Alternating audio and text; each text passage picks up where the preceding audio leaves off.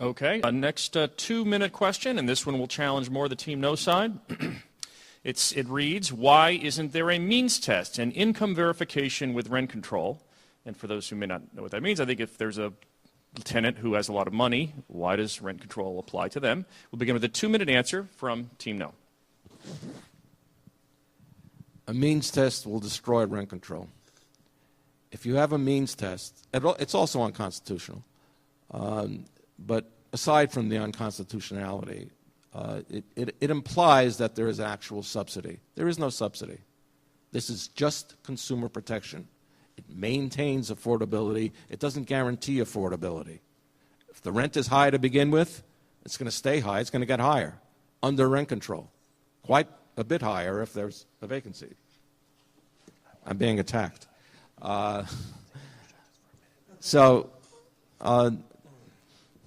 forgot where I was. Repeat the question, please. Means testing. Okay, thank you. The danger of means testing, aside from the fact that it would likely be held unconstitutional, just as separate increases for senior citizens were held unconstitutional, is that over time, the question is, who really deserves the protection? It would end up being a program for only the very poor. Well, the program for the very poor is not rent control. It's subsidies. Rent control can't help them. Rent control helps normal people with normal incomes. That's what it's for. And if you start going down that road, you're going to end rent control. So we oppose it vigorously.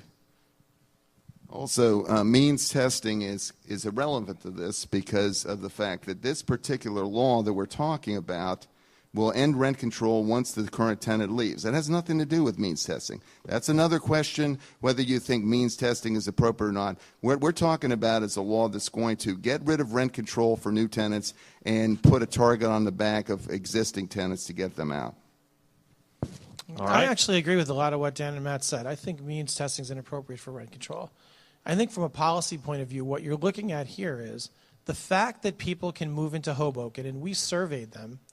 The fact that I think we did a survey of 71 apartments, 69 people who'd moved into Hoboken in the rent control ordinance had family incomes of $80,000 a year or higher. They didn't need the subsidy. Rent control provides them with a subsidy. It doesn't do it in an intentional way. It doesn't say, here's your subsidy. It says the tenant who was here before you was here for 25 years. They paid rent increases sometimes they didn't. And now the rent in here is what it was 25 years ago, plus some modest increases along the way. That's what rent control is in Hoboken. It shouldn't be that no matter what you say. When the rent is increased, however, to a market rent, what happens to the property? It generates more property tax. That property tax is the opportunity Hoboken has. What Hoboken should do is decontrol those units upon vacancy and take the additional property tax and create truly affordable housing. Housing for people who cannot afford to be in the community, but who actually belong here.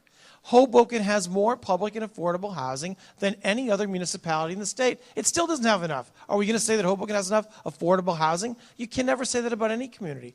Every community should and could actually offer additional affordable housing. It's very expensive, but Hoboken has a means to pay for it. What Hoboken should do is when somebody comes from Wall Street or somebody comes from Madison Avenue and they move into a $700 a month apartment, Hoboken is an idiot. Hoboken should say, move into a $2,700 apartment that you can afford so we can take 400% more allocated property tax and use it to create affordable housing. The reason you don't see it is because the politicians are chicken. They won't do it. They are the dishonest ones. Time. And now we go to 60 seconds on income testing. Yeah, well... Or whatever you want. Oh, yeah, it's going to be whatever I want. I cannot believe that that we have that we agreed at all. First of all, and I've lost my train of thought. Okay, you have to keep in mind that if there's means testing, then basically the landlord can just rent to people with high incomes and they don't have any rent control. That's the concept of means testing. That's why you can't use that within a rent control ordinance, is you have to have a standard rent that is applicable to everybody. So in any case, it's still irrelevant to this question. The real goal here, I remembered what I wanted to say, is the end of rent control and the end of low-income housing also. That's not part of this question, but it's the next thing. And if any members of low-income housing think that they're not in danger, they are next. Okay, time? 60 seconds now. The real opportunity that Ron speaks to is for Hoboken to maximize its tax base by increasing property values. The way to increase property values in the multifamily industry is when tenants vacate, allow the rents to go up to market. This is precisely what happened when the nearly identical program was adopted 6 or 7 years ago in Morristown. Morristown had a very restrictive vacancy decontrol program, and they went to an unrestricted vacancy decontrol program. Property values in the multifamily properties rose 50%. That created a huge taxing opportunity for Morristown. And now you've got a vibrant square, you've got businesses moving into the town, and you've got a very high standard of multifamily properties that exist there. That's the real vision that your politicians should have for Hoboken, and this ordinance sets the town on that path. All right, I believe that was the second rebuttal, right? All right, good. So now I'm going to break from the previous format and ask a different kind of question, this one about a tale of two cities, and I'm just going to read both questions, one involving Bayonne, the other involving Neptune. So one says, there are other communities in New Jersey that have recently voted to bring rent control back to their communities. Neptune, New Jersey is one. Can both sides comment on what is starting to look like a trend, possible trend? The other question, last year, Bayonne, New Jersey did away with rent control. How has that worked out for tenants and landlords? It's my turn to start with the Vote Yes team. You have 2 minutes. So Neptune's a particularly disturbing situation because the rent control ordinance was brought in over a building that wasn't under rent control, raising rents when it was decontrolled.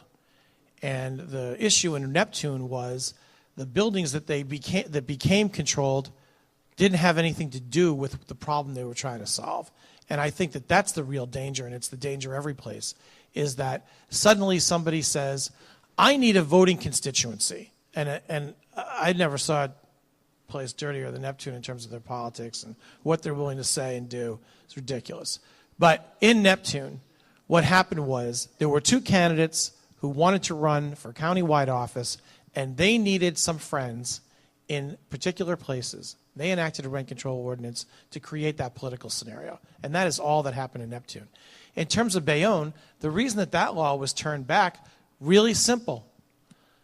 Bayonne is populated by a lot of people who own 2, 3, and 4 family houses. And they didn't want the government picking their pocket on behalf of people who didn't need the subsidy. And so they said no. That election was won. I keep hearing talk that the Bayonne situation is going to erupt again. The Bayonne situation, the Hoboken situation, both benefited extremely from Sandy. Sandy hurt votes, yes votes in Hoboken and no votes in Bayonne, in an amazing way because of who was in the city to vote and how the vote worked out because of the storm. Absent Sandy, there would be vacancy decontrol in Hoboken. We would have won the election easily. So I think that this is an opportunity here where you see this year. You see a year where the year has gone past and all the things, the threats from Z88 and other places that you were told were going to happen and all the disruption that was going to happen, it didn't happen. What really happened was another year went by, the housing stock aged, and people didn't have an opportunity to improve it. 2 minutes on the tale of two cities, Bayonne and Neptune. Vote no team. 2 minutes. Neptune is very interesting. The most interesting part of the Neptune story is the submission of the petition by Mr. Simoncini that contained forged signatures. I don't think there's anything more important about Neptune than the fact that when they enacted rent control, Simoncini ran in, got a petition, submitted the petition, and it was fraudulent. No reaction, please. Go ahead. Now, again, you can't trust anything he says. I don't trust anything he says. If you do, you're crazy. Bayonne. Bayonne, remember last year we had a debate, same debate? You were probably here in the room. I was holding up a newspaper. There was a 30-unit building that was maybe down to 4 occupied units because it was a dust bowl and it was impossible for the people to live there. There was no legal reason why this was happening other than the owner's interest in redoing the building. That's not harassment? That's harassment. That's what happened in Bayonne. People got harassed because of the decontrol. And if the permanent decontrol. And if you think that wasn't harassment, the last time their answer was, well, people have a right to upgrade their building. I mean, a completely non-answer. Were they harassed or weren't they harassed? That was a perfect example of harassment. You want to say something? Yeah, 16,444 people voted last year. That's more than in any election in recent history, local election. And they said no. You're saying that somehow or other, because of Hurricane Sandy, people were not allowed to vote. That's time. That's a bunch of crap. That's time. 60-second rebuttals on the Tale of Two Cities. I'll just briefly address why this vote is happening again, because nobody up here. I was personally involved in the challenge to the election that was decided by 50 votes, and with due respect to Ms. Fallick, who I think knows better, after the election and after the election contest, there was an attempt to submit certifications from people that the court determined were absolutely unreliable and untrustworthy. That was information coming from Ms. Fallick. The trial court rejected it. The appellate division rejected it and found that her arguments were absolutely without merit. It really doesn't benefit No responses the level from the of audience, please. It really doesn't benefit the debate to focus on why we're here. What benefits the debate is look at the policy at issue. And most municipalities in New Jersey do not have rent control. Most tenants don't get harassed. This is simply good policy. 60 seconds. I'm glad that you focused on what you think we shouldn't be focusing on. Why we are here today, why this revote exists. We are here today because you submitted a list of 114 names that you said were Hoboken displaced voters who cast provisional ballots outside the city of Hoboken. 114 names. No testimony taken from expert witnesses, just your personal certification that these were 100 displaced Hoboken voters. Just because somebody votes provisionally outside of Hoboken doesn't mean that they were displaced. There is no justification for that word. It is false. We have not just certifications, but the actual statements of the voters. When they vote provisionally, they have to say why. Those statements say that they simply moved. Okay, that's time. It is 8:56. I know we started a little late, but we do need to wrap on time for reasons of the facility. So we are going to move on to final statements. There'll be 2-minute closing statements from each team. Oh, wow. We did coin tosses in advance of this discussion we're having here. And the Vote No team voted, actually, they won the toss, but they voted to go second. So you guys will have the first closing statement for 2 minutes. And whenever you're ready. I'm ready. This ballot question, if it's successful, will cause many, if not most, of the 8,000 rent-controlled tenants to be forced out of their homes. I'm not going to belabor the point. I've already explained it. But I do want to talk a little bit more about why we are here and why you can't trust anything these two guys say. The 114 names that I started talking about, the statements that each voter had to fill out. You can't just vote provisionally. You have to say why you're voting provisionally. Most of those 114 voted provisionally where they lived because they were not Hoboken voters. Not only did he call them displaced, which they weren't, most of them, he also went on to argue that they were disenfranchised because they couldn't vote on Hoboken questions. If they had voted, these people who moved, which were most of them, if they had voted on Hoboken questions, they would be committing voter fraud. They were not allowed to vote on Hoboken questions. They didn't live in Hoboken.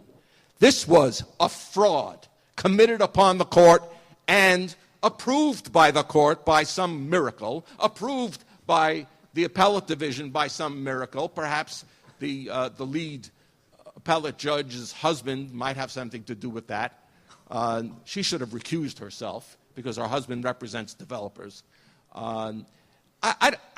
It was a horrible decision. But just because a court initially didn't allow Cheryl Fallick to appear, and just 3 minutes, just because they didn't allow this good evidence to come in, doesn't mean that it isn't evidence. It's absolute fact.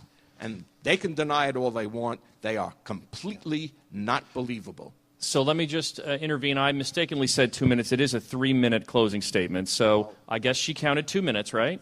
So so that was my fault. So you guys have another minute. All right. Fine. You understand the idea behind the fraudulent 114. By the way, 5 of them were duplicates, and as an officer of the court, he had an obligation to look at the list. I found those 5 in about 20 seconds, just by looking at the list. So it was 109 names, the vast majority of which didn't live in Hoboken. There's another problem with this election that happened, and it's a problem with a lot of elections that happen in Hoboken, and that's the idea that there may well be vote buying in Hoboken. It's just possible that there might be vote buying in Hoboken, especially in the low-income buildings. There's this committee, this political committee, what was it called? Let the People Decide, that had something like 500 campaign workers paid $50 each, just about all of whom voted by vote by mail, absentee ballots. Doesn't that sound strange to you? It sounds very strange to me. Also, MSTA contributed, I think, $42,000 to this committee. Trust them. Please, trust them. You're welcome to respond if you'd like. Clap now.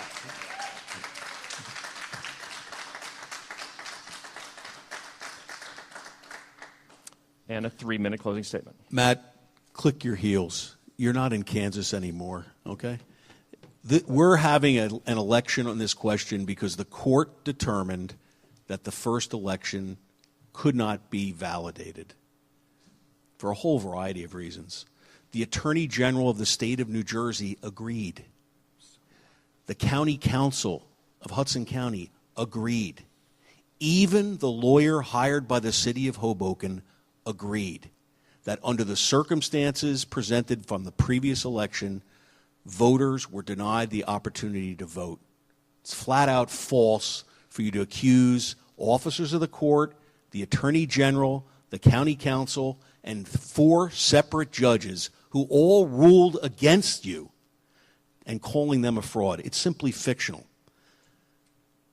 You don't need to go much further than this policy statement written by Mr. Thompson to expose the lies.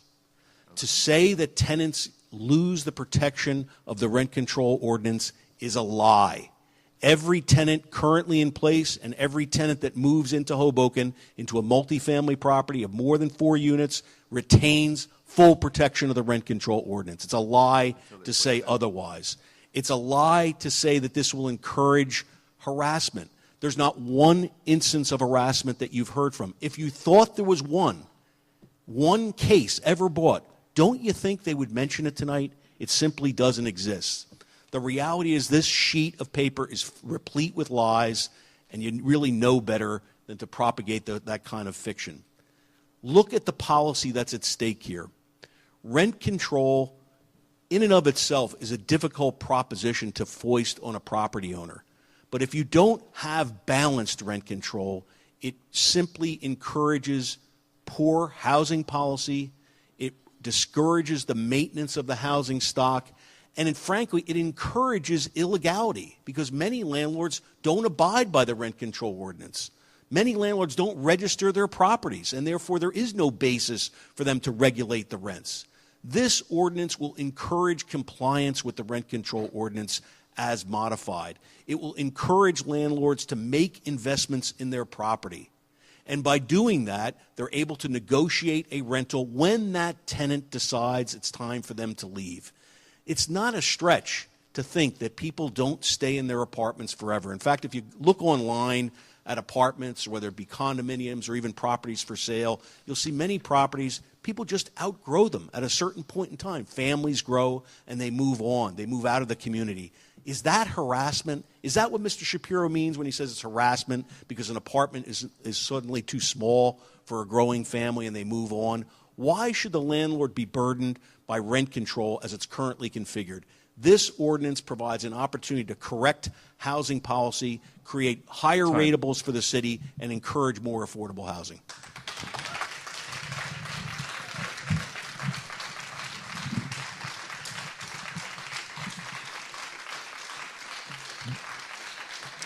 So you guys know the school board debate is here tomorrow night, and please welcome Helen Minogue.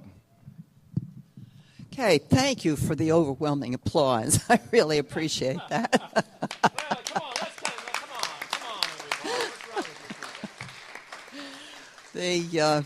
Now that I've forced that out of you, let me just say that this was a very interesting debate tonight, and I think both sides have refined their positions a lot better than they have expressed them over the last couple of years, because I think this question has been out here for about 3 years now.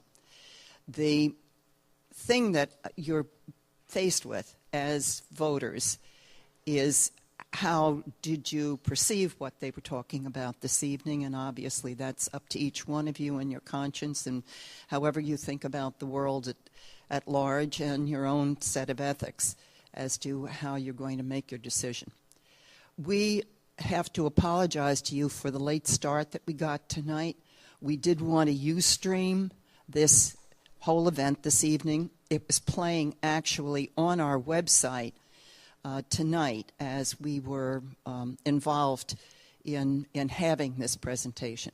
That Ustream will be available on our website tomorrow. Won't it, by tomorrow?